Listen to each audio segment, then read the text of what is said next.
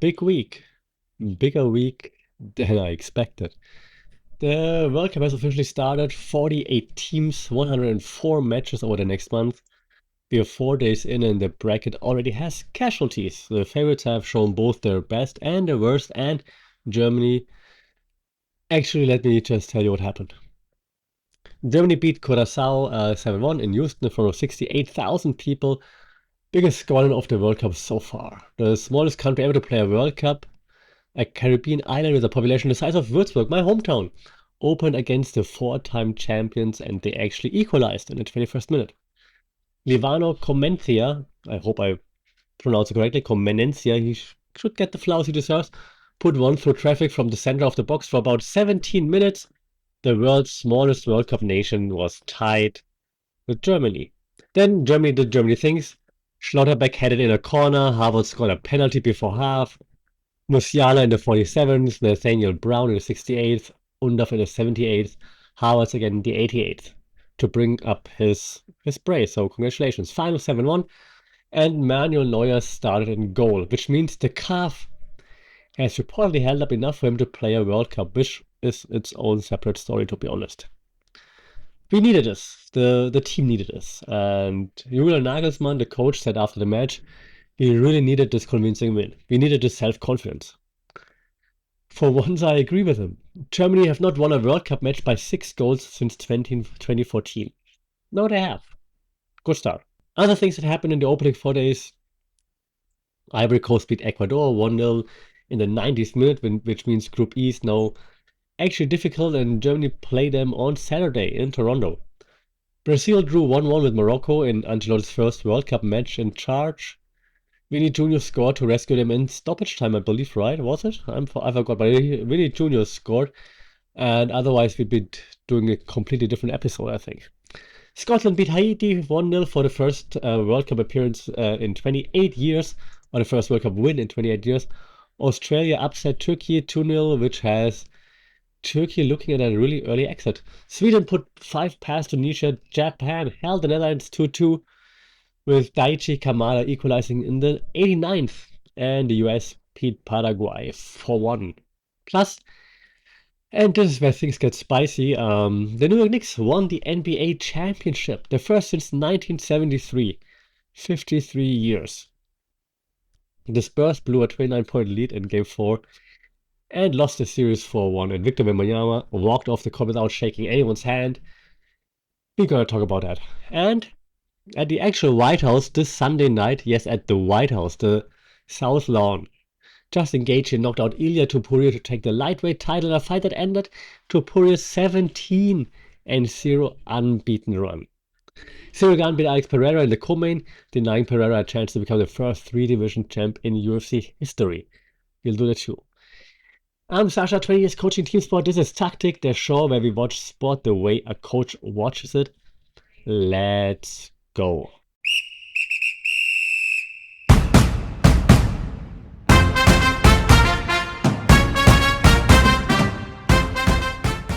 Okay, then let me walk you through the relevant matches for the World Cup recap before I get into the analysis. We're going to live in the World Cup for a few weeks here, so I'll keep this format tight, okay? So Group E, Germany's group, have to talk about it. I'm still wearing a Germany jersey as I record. Germany 7, Curaçao 1, already covered in the intro. Very solid debut for the team. Felix Metscher with his first goal. Comenencia equalizer, then the Avalanche. Havertz 2, Musiala 1, Brown 1, Undaf 1. Schlotterbeck 1. Wirtz with assist. Neuer started, played. Calf is reportedly fine, so let's see. Ivory Coast 1, Ecuador 0. This is the one that's interesting in this group. Diallo scored in the 90th minute. Ecuador were one of the dark horses. I didn't mention enough in the preview, I think. They have a real defense, and Ivory Coast just broke them late at 1-1-0, which means Germany play Ivory Coast on Saturday in Toronto, and that match is very, very interesting. Both teams might have 9 points within their reach. Both have momentum. Let's see where this goes. Then we had Brazil and Morocco draw. Brazil won, Morocco won. Ancelotti's first World Cup match in charge of the Curaçao, and they got a draw against a team I described last week as a dark horse, so you heard it here. But it's not really a dark horse anymore, because we all know Morocco is quite good. Brazil was saved by Vinny Jr.'s brilliance. ESPN's headline after that was, and I quote, "Bailed out by Vini Jr., Brazil is still a work in progress." That's the reach. This is the match the pre-tournament Morocco preview was built around, right? Morocco didn't lose to Brazil. They've now got a real chance to top Group C, which would change their bracket significantly. The 1-1 against Norway in the friendly told us something. The 1-1 against Brazil at the World Cup really confirms it. Brazil, meanwhile, look exactly what I worried about before the tournament. Yeah, they struggle to qualify at times. Ancelotti coaches structure. Brazil doesn't naturally play structure. And of course, there's an adjustment period happening in real time on TV at the World Cup right now.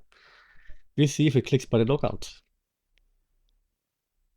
Scotland Haiti 1-0, Scotland's first World Cup win in 28 years. Congratulations. Tartan Army all over the place. Very cool. Very happy for them.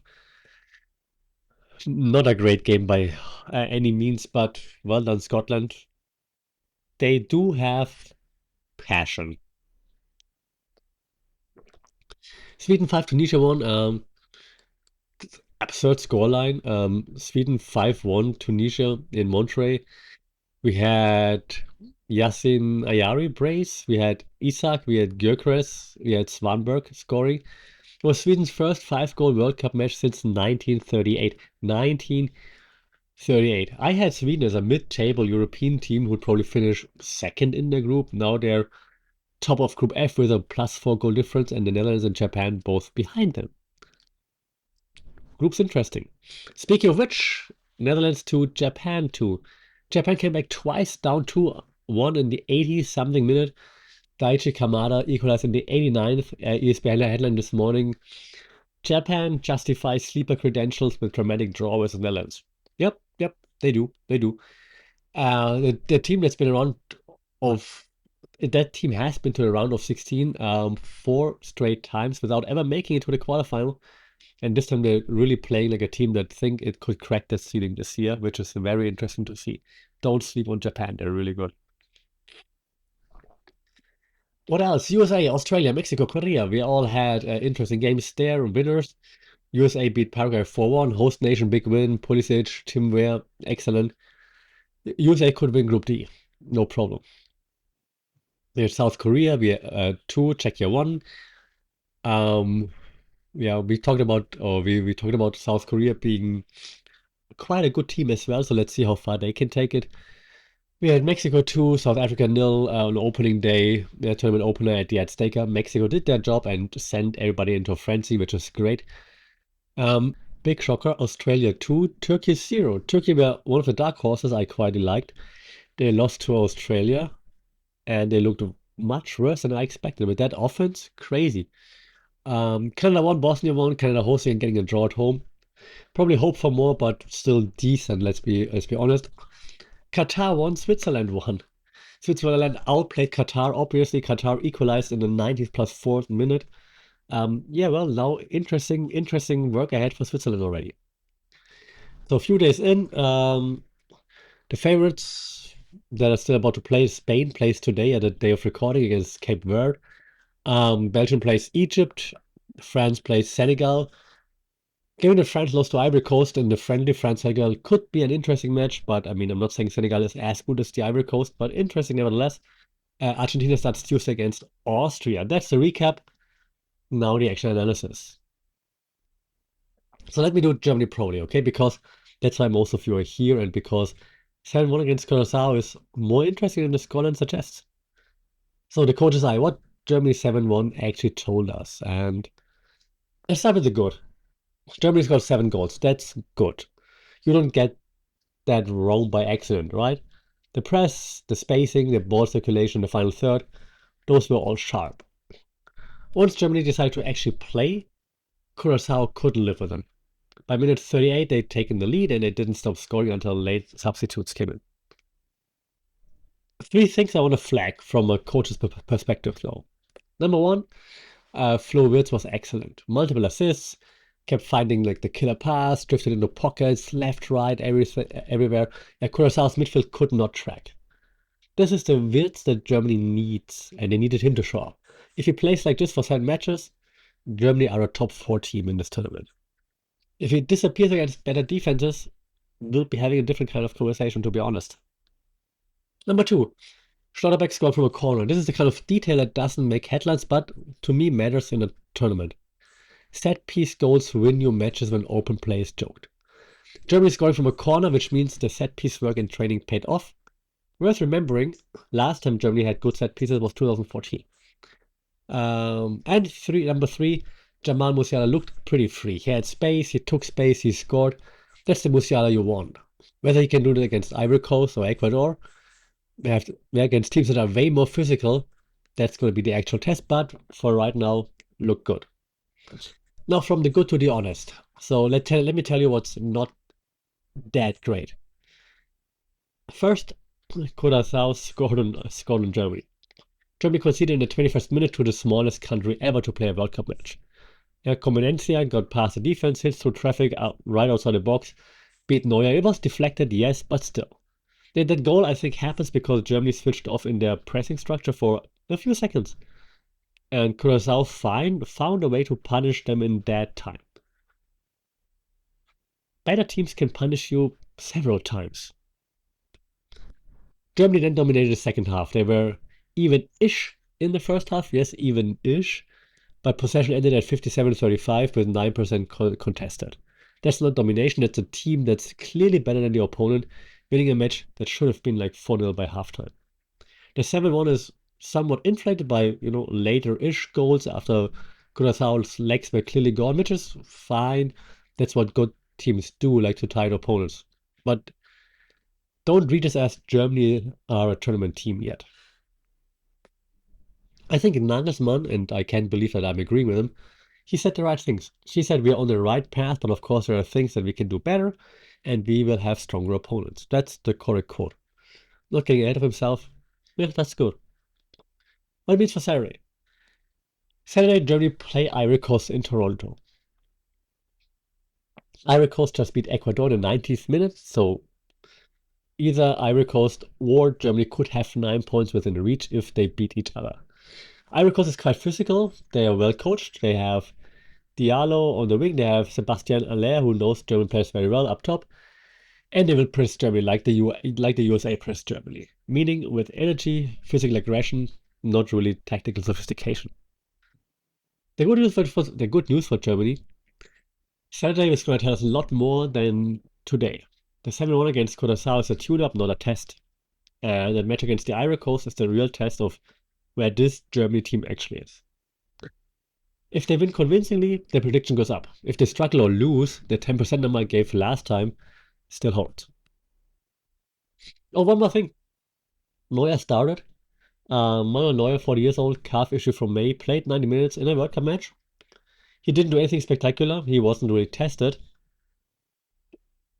Pardon me. But the calf held up. He had one sweeper, libero keeper moment. The narrative about his comeback was that the body would say no. So far, for one match, the body said yes. I was skeptical that he plays all 7 matches. I'm very happy to be proven wrong. Okay, now let's shift, because we have to talk NBA as well, because this story has a lot going on. So this is about the Knicks, the tunnel, and what happens when you're 22 and you lose. So what happened? The New York Knicks won the NBA championship 4-1 over the San Antonio Spurs. First title in 53 years. Madison Square Garden has been waiting, and now they have their parade. And burning down the city, of course, as well. Game 5 was in San Antonio. Knicks 94, Spurs 90. Jalen Brunson, insane 45 points. 13 straight in the fourth quarter. That's the kind of game-deciding performance that wins your Finals MVP. He won Finals MVP. Wembanyama had 19 points, 14 rebounds, 5 blocks, was excellent on defense, did not have it offensively when it mattered. And here's the bigger story. The Spurs held a lead of 12 or more points in all 5 games of the series. In all 5. They closed out one of them. That's a coach's eye horror show. You want to lose the finals 4-1 from leading positions unless something's in your team's psychology breaks every fourth quarter. The most absurd, and was Game 4. The Spurs led by 29 points and lost 29. Largest comeback in NBA Finals history. The Knicks just kept coming. Brunson kept hitting shots. Spurs kept missing the ones that should have settled the game, and the entire series flipped on their comeback. If the Spurs win Game 4, They go to game 5, tied 2-2. Tied 2-2. They didn't win game 4, they lost the championship in the fourth quarter, 4 days before they actually lost the championship. Now, what Wemby did after the game, right? The sore loser angle. After game 5, Wemby walked straight off the court into the tunnel. Did not shake hands with the Knicks, didn't congratulate Brunson, did not stop. He was in the locker room seconds after his final missed shot. Oh, by the way, an inconsequential three-pointer at the buzzer that didn't matter. And then he just walked off. Listen, it's not the first time. He didn't shake hands after the OKC series in the Western Conference Finals either. And the media is calling it classless. Knicks fans are roasting him. ESPN published a piece called Victor Wembanyama's first NBA Finals trip ends with regrets. The phrase "sore loser" has been trending online. Also in Game 5, Wemby's ex-Spurs teammate Jeremy Sochan, now on the Knicks, yeah, he's on the Knicks, you might not know, was trash talking him from the bench. Got in his face during a timeout. Wemby walked away without responding. That was actually fine. The dignified non-response is the right one. But then after the game, he walked off without shaking hands. The press conference, he claimed the Spurs dominated the Knicks in the series, which, given that the actual score was 4-1 for the Knicks, is the kind of statement that you make when you're 22 years old and you've just lost something that really, really mattered to you. Now the coach's eye on this, right? And here's where I want to be honest, because this is a story with multiple layers. Layer 1 is the immediate reaction, and it's correct. Not shaking hands is bad sportsmanship. There's a tradition in basketball, football, every team sport. You congratulate the winners. You shake their hands. You give the line of respect. And we didn't do that twice. So that's a habit, not a one-off. It's not great. And the people calling it classes, they're not wrong. But layer 2 is he's 22. I said it last week when he lost game 2 on the turnover of Castle's back. I'm saying it again. He's 22 years old. He's played in 1 NBA Finals. He just lost it 4-1 with leads in every single game. The emotional regulation it would take to handle that loss gracefully, to walk over to the team that just took the championship away and shake their hands, that's a learned skill. Most 22-year-olds don't have it. Many 32-year-olds don't have it. The reason the criticism still applies, though, he's not just any 22-year-old. He's the face of the Spurs. He's the de facto leader of the team. When you're that, you don't get to walk off. You learn how to handle losses publicly, because that's part of leadership. The Spurs front office, Mitch Johnson, coaching staff, veterans on the team, they should have prepared him for this moment. They didn't. In layer 3, this is what learning looks like. Yeah, Tim Duncan in his first finals won. But his model for handling the moment was already built. And David Robinson, the older co-star, taught him. LeBron at 22 in his first finals lost badly. He didn't have a Duncan Robinson dynamic. He had to learn it himself. And it took him a few more finals losses to figure out how to handle the loss with grace. He got there, so will Wembanyama. Probably. Pardon me. But there's a real failure mode here. The player who never quite learns how to lose. The player who treats every loss as betrayal. The player who turns 30 still walking off the court. That's a player who's going to make bad decisions in big moments, because the loss is not just a loss to them, it's a personal insult. We've seen this with talented players before. It's not deterministic. Most players grow out of it, but the pattern exists. So what I'm watching for next season, does Wembanyama come back and say, plainly, I should have shaken the hands, I'll do it next time? That's the answer. That's growth. If he comes back next year and says, we dominated, the refs were against us, the league was against us, that's the warning sign. Now he's 22, he has time. The Spurs have a decade of him to figure this out. Most generational players, they take their lumps. The good ones, they learn from it. And the other thing worth saying, Jalen Brunson is now an NBA champion at 29. He's been the engine of the Knicks rebuild. He's the Finals MVP. He just put up 45 in Game 5. Brunson's championship story is the kind of grind that gets undersold because he's not as famous as Wembanyama.